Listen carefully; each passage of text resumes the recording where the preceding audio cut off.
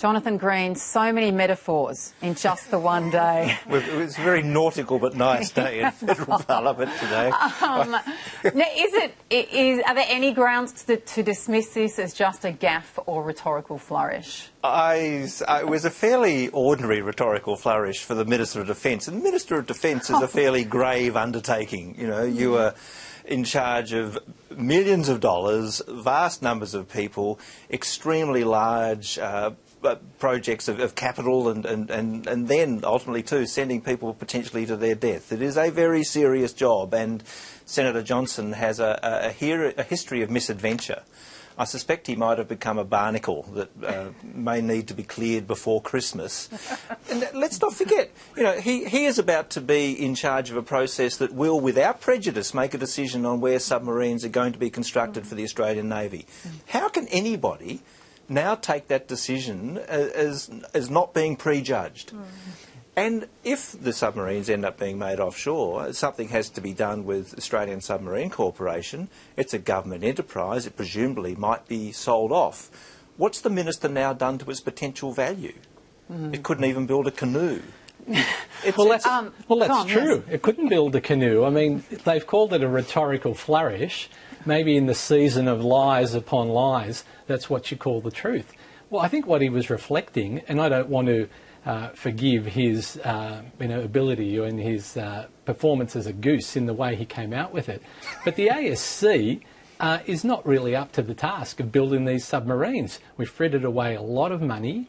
We've had cost overruns. They're probably not in a position, they haven't built a submarine for 10 years.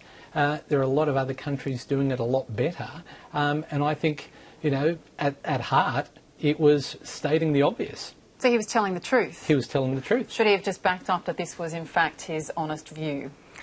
No, I take a different view, which is this kind of cost overrun value for taxpayers' money is a tired-old script, and we should be looking at the longer-term impact of not having employment and all the flow-on social impact effects of building that submarine and honouring a promise. He might be preparing, I think it was a gaffe. I think it was an over-the-top, silly with Nick gaffe. Xenophon, who interprets this as him already having done a handshake deal with Japan? Well, not just him. I just think G20 and Prime Minister Abe's visit, conversations, I'm very suspicious.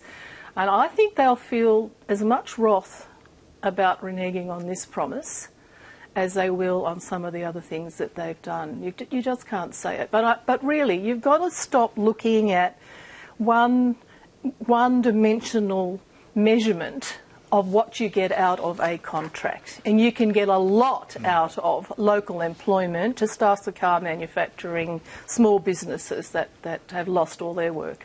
But you can get a lot less. The thing's got to work, though. I mean, in the Collins submarine, it's moot whether the thing actually works, no matter how many people it employs. Yeah. Gosh, you've got a high bar, Jonathan. Very high bar. I mean, those subs are even noisier than the ones that work at the Oz. So, boom. Okay. You still have them, do you, Tom? We certainly do. Bespoke, fantastic subs.